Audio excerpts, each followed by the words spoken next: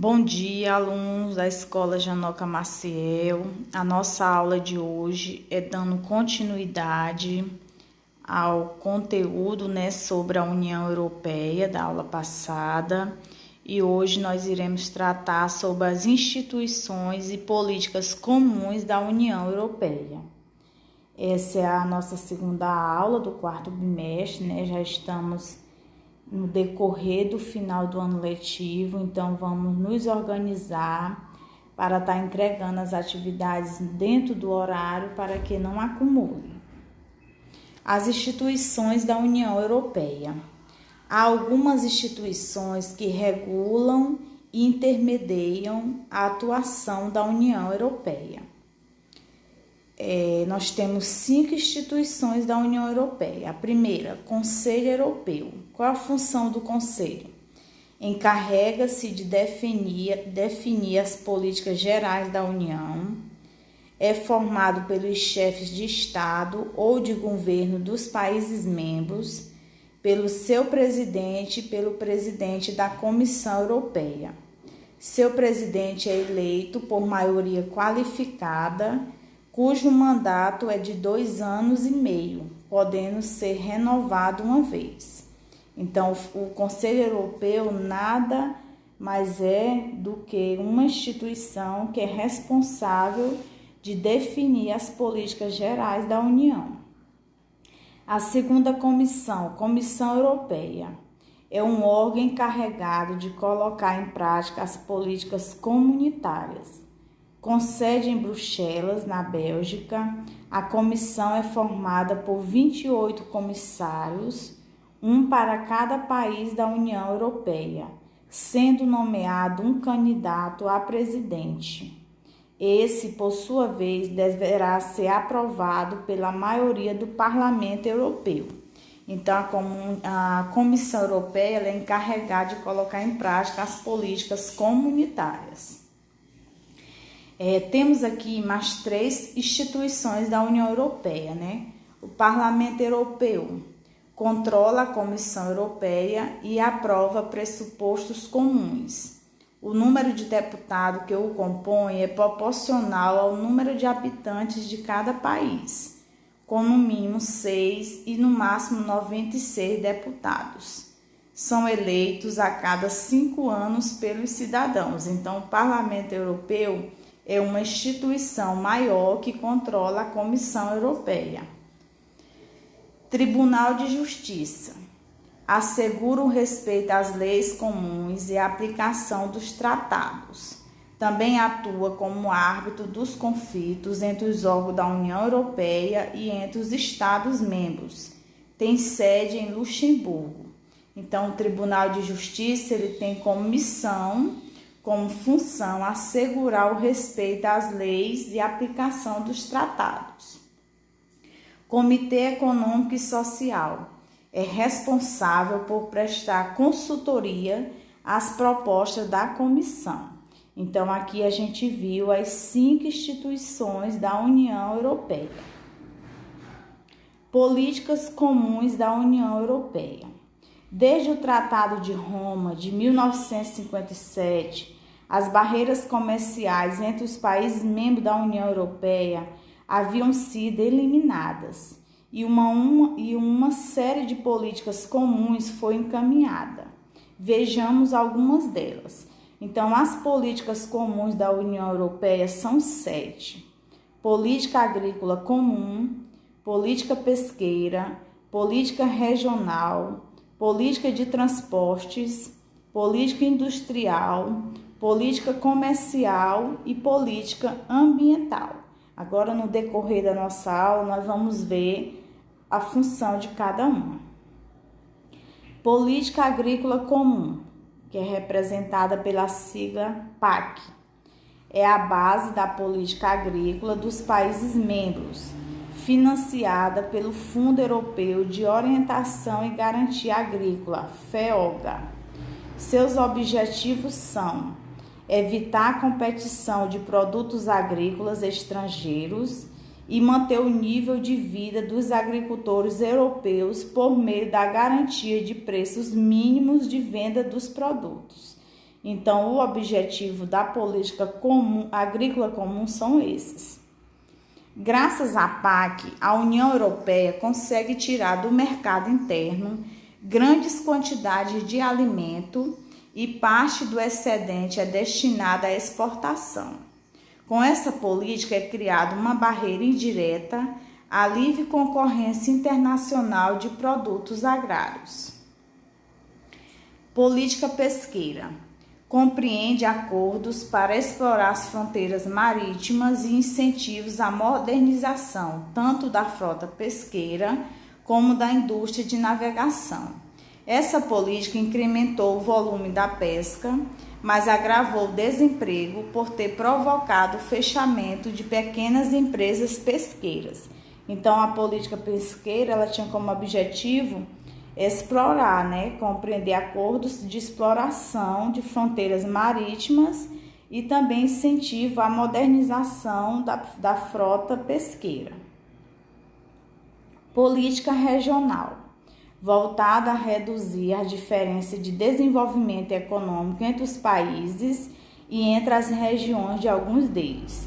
Para isso, foram criados fundos de desenvolvimento que financiam a construção de infraestrutura para a instalação de indústria nas regiões menos desenvolvidas e outras políticas de fomento à educação, à saúde e à igualdade de oportunidade dos cidadãos. Então, aqui são as características, os objetivos da política regional. Política de transportes. Por essa política, a União Europeia tem favorecido a ampliação e a modernização das principais vias de acesso entre os países do continente europeu e fomentado a criação de infraestruturas para a conexão dos centros econômicos mais importantes da Europa, como as regiões isoladas. Então, a política de transporte ela fomentava a criação de infraestruturas, para haver uma conexão entre os centros econômicos e aquelas importantes regiões da Europa que eram isoladas.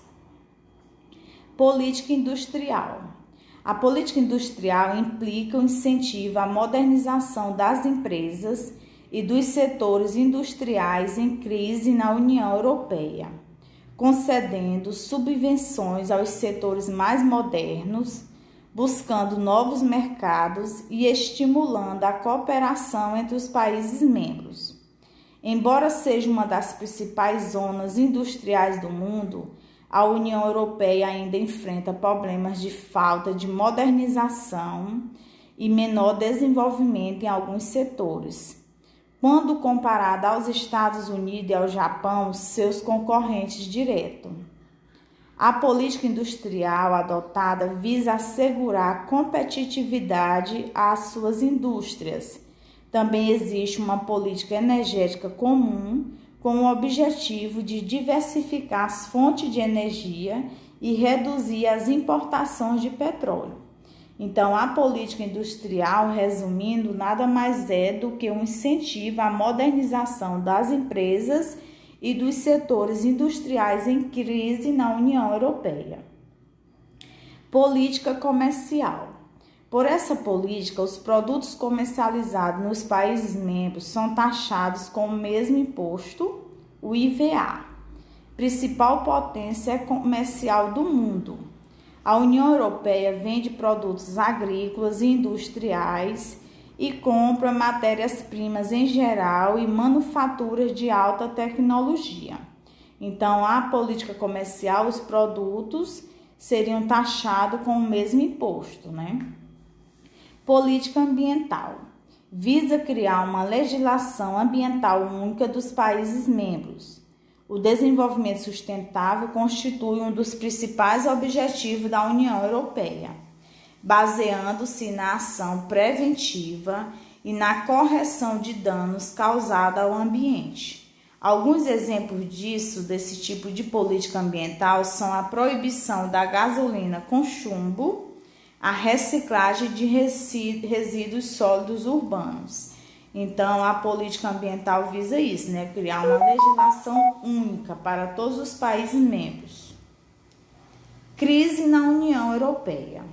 Na segunda década do século XXI, uma série de problemas socioeconômicos ainda atingia alguns países europeus, em especial da União Europeia.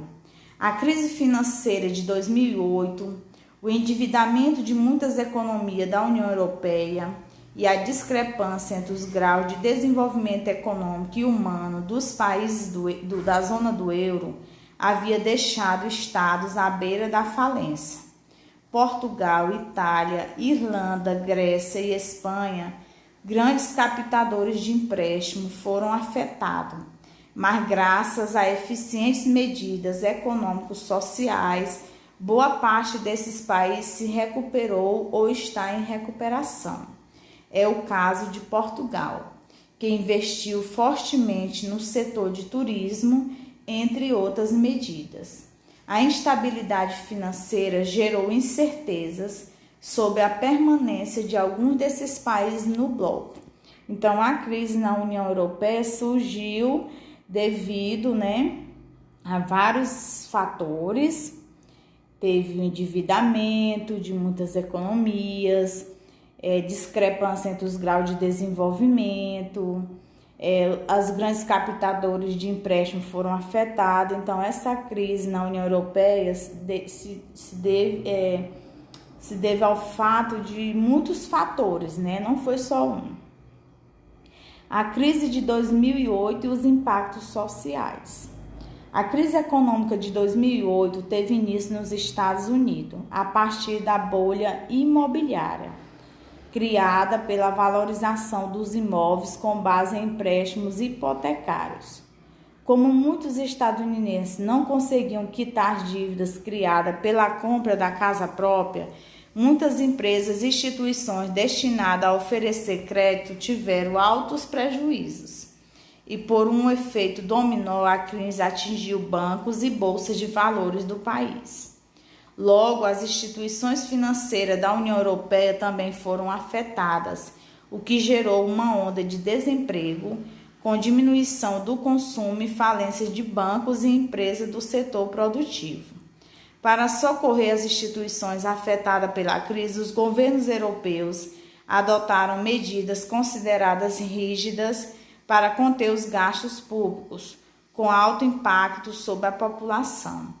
Assim, além da falta de emprego, os europeus enfrentaram corte de benefícios sociais, diminuição de investimentos em setores como saúde e educação, aumento de impostos, aprofundamento das desigualdades sociais, sobretudo em países como Portugal, Itália, Irlanda, Grécia e Espanha, cuja economia é mais dependente dos repasses financeiros da União Europeia, Então, a crise de 2008 teve vários impactos sociais, na União Europeia. Desemprego e risco de pobreza na União Europeia. Na média, o conjunto de países da União Europeia apresenta altos indicadores socioeconômicos, mas isso não garante que haja equilíbrio entre os integrantes do bloco.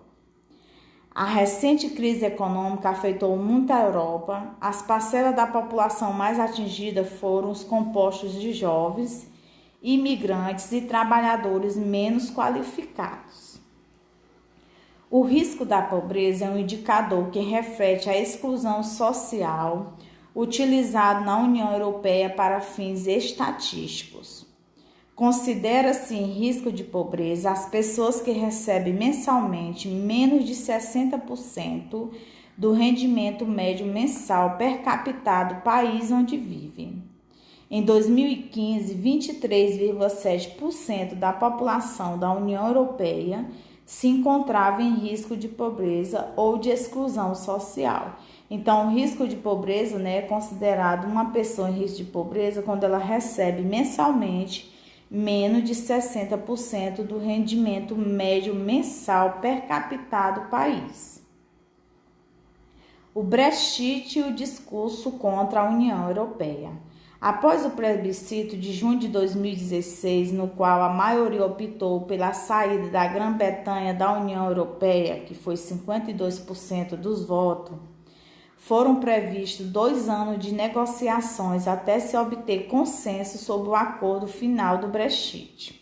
Então, o Brexit nada mais foi do que um plebiscito que aconteceu em junho de 2016 para optar pela saída da Grã-Bretanha da União Europeia.